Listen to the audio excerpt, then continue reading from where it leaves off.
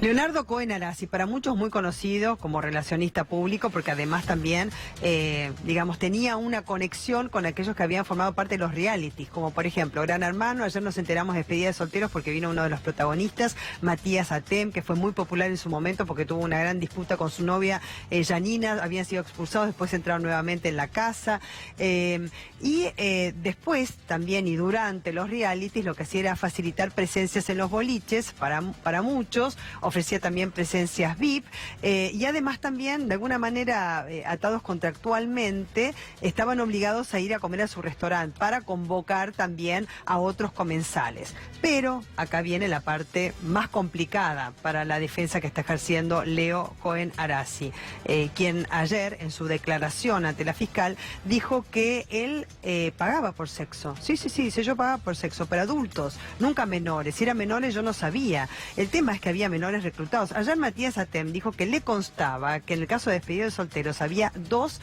que tenían 16 y 17 años que habían mantenido relaciones sexuales con él. Así lo manifestó Matías Atem. O sea, me remito a sus palabras, de las cuales por supuesto se echó cargo. Ahora estamos con vos, Luis Grach. Bienvenido, muchas gracias. ¿Cómo estás? No para entender, sino para saber cómo se hace para reclutar a estos chicos, ¿no es cierto? Que vienen del interior, que quieren ser jugadores de Independiente o del club que sea. Bueno, en estas cuestiones intervienen varias partes. Por un lado, existe el sujeto que es el consumidor de lo que es la prostitución infantil, que es un sujeto que padece una enfermedad que es una parafilia, que son sujetos que tienen una elección de objeto sexual atípico para lo que es un adulto. Las parafilias son las que vulgarmente se conocían antiguamente como perversiones. Una parafilia puede ser una zoofilia, en este caso una pedofilia, o consumir adolescentes para la vida sexual, que se llama efebofilia, el sadomasoquismo, son todas parafilias. Por el otro lado está otro participante en esta situación, que es el proxeneta. El proxeneta es esa persona que se encarga de reclutar jóvenes, en este caso, tomemos el caso de los chicos de adolescentes aspirantes a hacer una carrera deportiva en un club importante de fútbol. Ese proxeneta, ¿qué hace? Lucra con el desvalimiento, con la ambición, con el afán de superación de un chico que está en condiciones de inferioridad. ¿Cómo los convence? ¿Cómo es gradual eso? No, los convence de algún modo tomando en cuenta varias cosas. Primero y fundamental, el niño, yo supongo, no puedo hacer aclaraciones específicas porque desconozco exactamente en qué consistían las prácticas sexuales que hacían estos jóvenes, pero supongo que estos chicos eran contratados para cumplir el rol activo en la homosexualidad. ¿Por qué? Porque eran jóvenes, atletas, etcétera, etcétera. En lo que son los intercambios sexuales homosexuales hay tres formatos. Existe el homosexual activo, existe el homosexual pasivo, existe el homosexual versátil y existe el homosexual activo que de algún modo se resiste a ser penetrado analmente. Puede soportar la penetración anal, la penetración bucal, las caricias anales, pero se resiste a la penetración anal. En el caso de estos chicos, yo supongo que se les prometía un placer sexual. Al ser activos, los chicos no sentían que estaban ejerciendo la homosexualidad. ¿Por qué? Porque al ser activo, para ciertas personas, eso no es considerado homosexualidad. Por ejemplo, hay países donde la homosexualidad con adolescentes es aceptada, es concebida.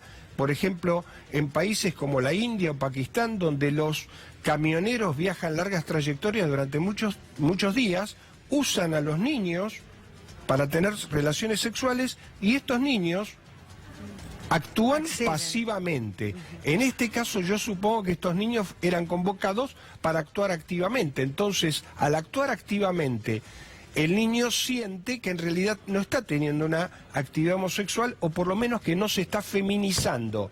¿Por qué? Porque hay una diferencia entre la actitud masculina y la actitud femenina, hablo en términos generales. La actitud masculina implica la búsqueda activa de la actividad, ser penetrante. En cambio, la actitud femenina en general es la búsqueda activa de la pasividad, ser penetrada. Por lo tanto, si a un adolescente uno le dice, mira, vas a tener placer sexual penetrando a un hombre, o sea, no es homosexualidad, sino que vos estás siendo activo, y vas a tener a cambio de eso una cantidad de dinero y de prebendas, la prostitución siempre tiene para el sujeto que se prostituye una sensación de que va a enriquecerse mucho más rápido que ejerciendo un trabajo común y corriente. Claro. Y eso lo vemos todos los días en la prostitución femenina y masculina. Claro, para los chicos el acceso rápido al dinero, a veces no recibían dinero, Luis, a veces recibían botines, es lo mismo, o lo que fuese, pero algo recibían. Es lo mismo recibir dinero, recibir botines, recibir ropa o recibir la promesa de ascenso dentro de la carrera deportiva, a cambio de una experiencia que se le vendía como placentera, porque realmente, desde el punto de vista estrictamente fisiológico, orgánico, cuando un varón ejerce una penetración anal homosexual, tiene un placer de órgano. Y entonces lo que le estaban ofreciendo era algo en lo que se le decía, mira, vos no sos pasivo, no sos homosexual. Vos decís que siempre eran activos, digamos. Presumo, no lo puedo... el ejercicio de la prostitución misma, digamos, por lo que busca, digamos, aquel que abusa de esos chicos. Exacto, que te remitís al otro. En general, presumo, por eso te decía que no conozco los detalles. Los pedófilos también se complacen o tienen placer sexual de la contemplación de un chico joven, de las caricias, de buscar que el chico joven lo acaricie a ellos, o en todo caso tener masturbación. Pero en general, digamos que los chicos estos no tenían una fisonomía en general femenina, sino que son chicos jóvenes, fuertes, atletas. Claro, eligen, además había una página también que ya estaba pautada para elegir con quién querían tener las relaciones. O sea, ese reclutamiento tenía que ver con chicos, como decís vos, jóvenes, atletas, grandes promesas del fútbol, que están entrenándose, con cuerpos esbeltos, con los músculos bien formados. Ahora, ¿qué le pasa en cuanto a la alteración que puede tener respecto de su sexualidad un chico que es sometido a tener estas prácticas que para el que es homosexual, digamos, no, por ahí no le choca, pero el que no lo es... Bueno, esa es la diferencia entre la pedofilia y, por ejemplo, la homosexualidad. El pedófilo autodescubre que es pedófilo en un momento de su vida, empieza a tener fantasías sexuales con jóvenes y, en el caso de que las consuma, el pedófilo o el pederasta le está haciendo daño a alguien. A diferencia del homosexual, no le está haciendo daño a nadie. Autodescubre que tiene tendencias homosexuales, que su placer sexual proviene de una relación sexual con alguien de su mismo sexo y construye una relación de pareja y es feliz y hace feliz a otro de mutuo consentimiento y no le hace daño a nadie. Por eso la homosexualidad no es concebida como una patología, no, por supuesto, sino como una elección diferente de objeto sexual y está todo bien. Ahora, a esa edad se puede ya tener la elección, ese momento que se forma la personalidad, la orientación sexual, se puede tener muy definida, o por eso hablamos, digamos, que en la facilitación y promoción de la prostitución se puede alterar la orientación sexual. Ahora voy a ese punto. Sí. En el año 1905, Sigmund Freud escribió un trabajo que se llamó 3 ensayos y una teoría sexual. Ajá. En ese trabajo, Freud demostró una cosa que revolucionó a la cultura universal. Hasta ese año se suponía que la sexualidad comenzaba en la adolescencia, que el niño no tenía ningún placer sexual. A partir de ese trabajo, Freud descubrió que el niño o el ser humano tiene vida sexual desde el nacimiento, tiene placer sexual. El bebé tiene placer sexual cuando succiona la teta, cuando succiona el chupete, tenemos placer sexual cuando controlamos los esfínteres en la deposición de la materia fecal o en el control de los esfínteres, y entre los 3 y los 5 años tenemos placer sexual el varón en el caso del tocamiento del pene y la niña en el caso del tocamiento del clítoris. A partir de los 5 o 6 años se produce una represión de la sexualidad infantil. Por ese motivo ingresamos en un periodo que se llama periodo de latencia. Por ese motivo, en el mundo entero se comienza con la escolaridad, porque en ese momento al niño no le importa más la sexualidad y lo que hace es tener acceso a poder aprender a leer, a escribir, socializarse, etcétera, etcétera, etcétera. Ahora, la culminación de la identidad sexual es en la adolescencia, o sea, la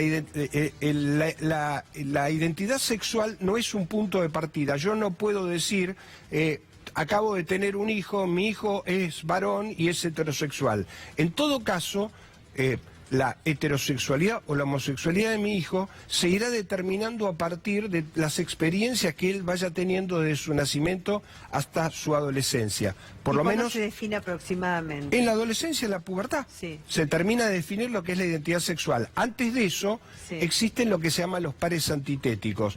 Digamos, existe el activo-pasivo, que después va a dar lugar, a partir de la adolescencia, digamos, activo-pasivo en la analidad, fálico castrado en la etapa fálica, masculino-femenino a partir de la pubertad. Ahora, vos me preguntabas cuál es el daño psíquico que sufren. Claro, si puede haber una alteración, o sea, ¿qué le pasa a ese chico? Muchas cosas le pasa. Muchas cosas le pasa. Porque, digamos, acá no hay consentimiento. No. No. Acá no hay consentimiento porque es un menor. No se puede hablar de consentimiento. No es bueno, el chico, lo que pasa es que llamaba, se ofrecía a él a cambio de dinero, porque él necesitaba plata, quería los botines. No hablemos de eso. Mira, como yo no soy abogado penalista, sí, lo consulté con dos amigos abogados penalistas, el doctor Sec y el doctor Novillo, y me asesoraron y me dijeron lo siguiente. Antes de los 13 años no puede haber consentimiento sexual. Entre los 13 y los 16 años depende. Y, aparte, digamos, de los 18 años para atrás, lo que se considera es corrupción. Este caso puede ingresar en el caso de corrupción. Ahora, me gustaría hablar cuáles son los efectos negativos que tiene en un niño que fue víctima de la corrupción.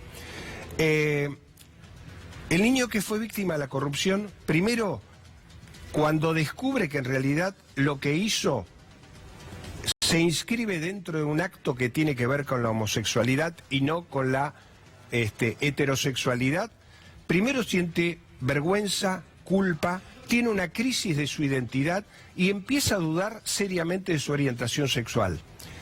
Muchas veces son despreciados por la familia, tienen depresión, pueden sentir odio y desprecio y temor de los adultos. Y además, hay algo que es importantísimo. Como el deseo sexual surge desde el nacimiento, la experiencia en sí misma es placentera, pero es traumática. Claro. No hay que confundir que una persona pueda tener placer en el momento, lo que se llama un placer de órgano, con el hecho de que esa experiencia luego se transforma en sumamente traumática y deja huellas por el resto de su vida. Claro, el andarivel de lo fisiológico y el otro lado el andarivel de lo psicológico. Claro, y mental. Muchísimas gracias. No, al contrario, un placer. Siempre con tus aportes tan interesantes.